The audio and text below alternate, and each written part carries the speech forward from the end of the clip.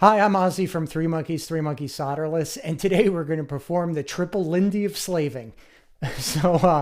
First we need to make a jump cord. So to do that, we're going to use one of our solderless cables.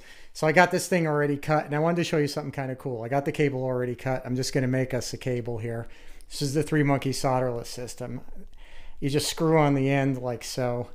Screw on the plugs, and when you bottom out, you got yourself a cable done.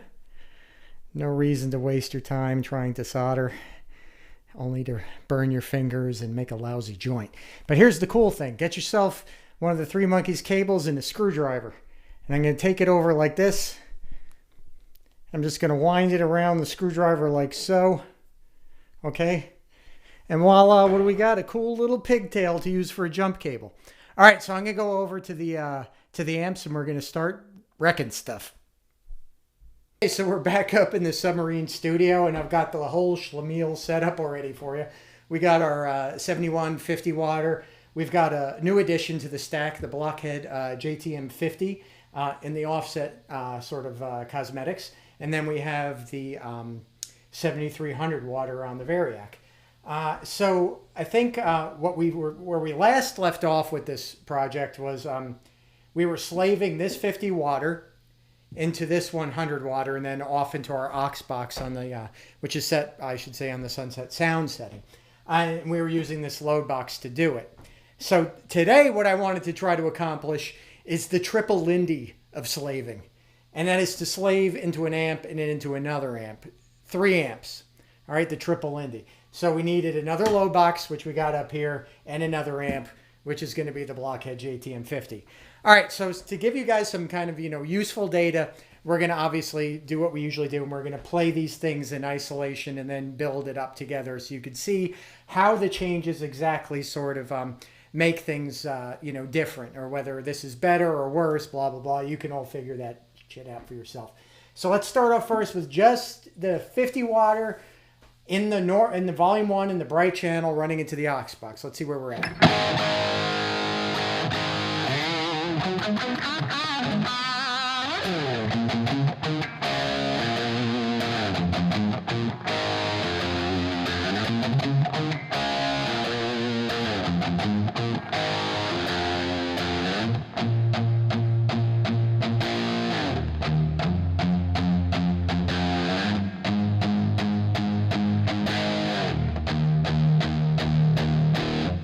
And I think we'll just stick with that as being the riff to taste them all on. Sorry about that little clam in there.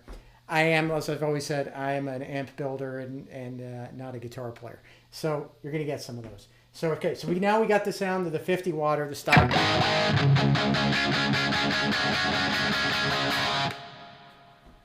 Now what we're going to do is we're going to jump the channels. All right, and to do that, we're going to use our little cool pigtail curly Q thingy we just made. So I'm going to go ahead and shove that in there. And shove that in there. And now we have the channels jumped. So let's see what that sounds like.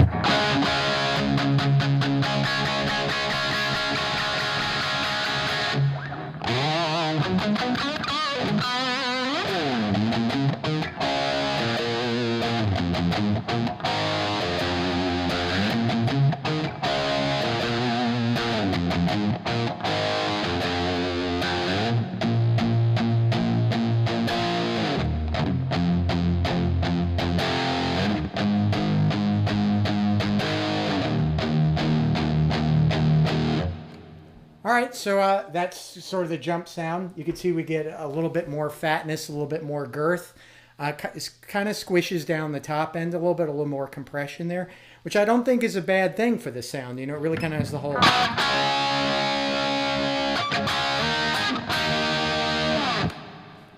All right, so now we shall jump the 50 into the 100.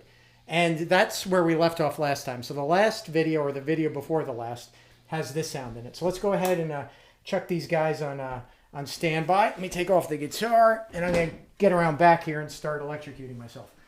All right, so what we want is, we want the output to the aux from the 100. Got that. And now we want the 50 water to run into this load box over here. Okay, we got that. And now we want the line in to the 100 water to be coming from the load box. Okay.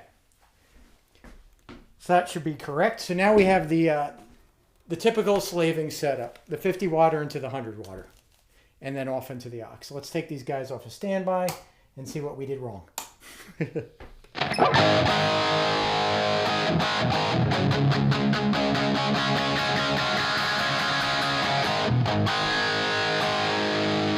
Very fat, very nice, digging it.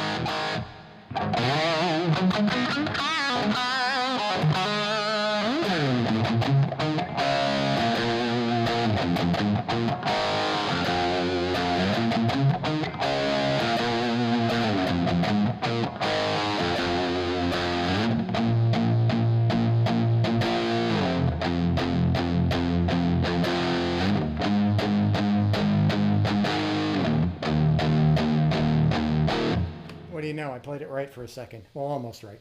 Anyway, so there's your sound of the 50 going into the 100, and it definitely gets kind of fat, right? You get a little bit even more compression than the jumping. You get a little bit more of a squishy on the top end, which is nice, and you get more drive and sustain that it seems to hold long, kind of like when we did the 1176 sort of, ridiculous thing with putting the compressors between the two amps, you know?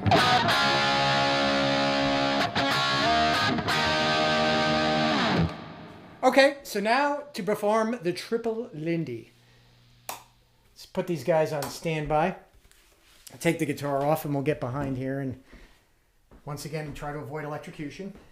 Okay, so what do we want? We want to take the output right from the 50 water into the load box, this load box out into the line in on the Blockhead, the output from the Blockhead power amp into this load box here, and then this load box here into output into the line in of the 100 water and the 100 water into the aux. So I think we're right there. Let's just double check. Into the amp, out of the amp, into the load box, out of the load box, into this amp, out of this amp, into this load box, out of this load box, into this, out to the aux. All right, so we have now the triple Lindy. Let's see what that sounds like if it doesn't catch fire. Okay. Surprisingly, kind of similar, doesn't it? It kind of has a similar tone to what we just saw before, which goes to show that the power amps are, relatively clean.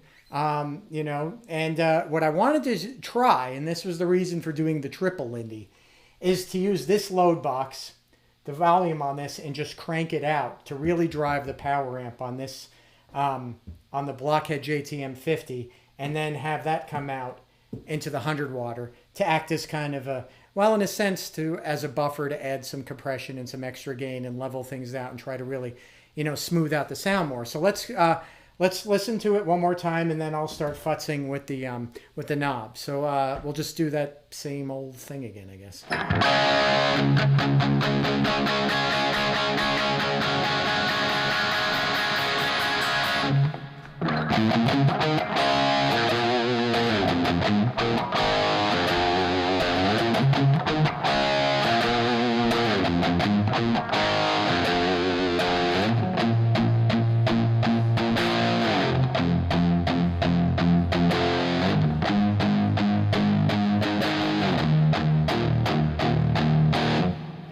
So now I think we're getting an even crisper, more defined sound than the previous before.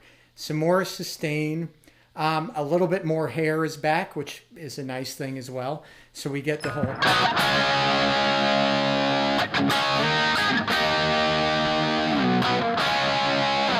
that whole thing. So now we're going to try and beat the piss out of the Blockhead and see what happens. And it might explode.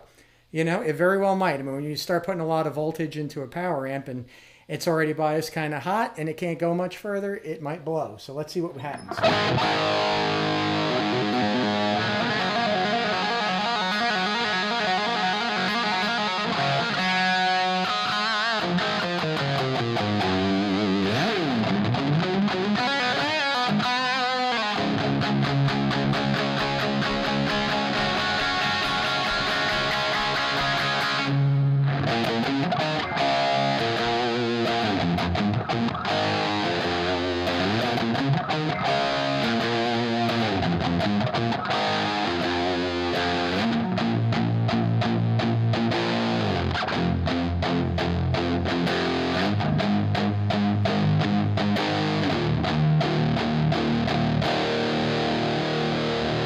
So some of the fatness is back.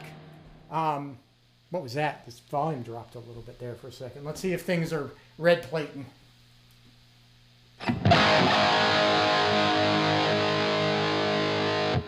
No, still looking okay back there. The tubes are definitely lighting up though, for sure.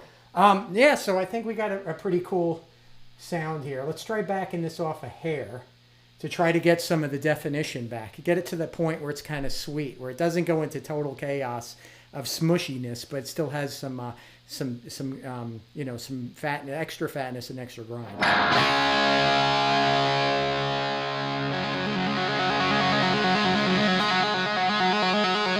can see as I rotate it.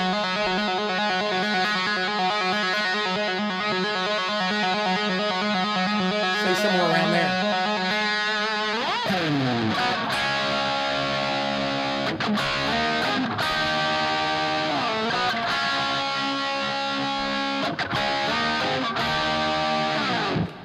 So there you have it.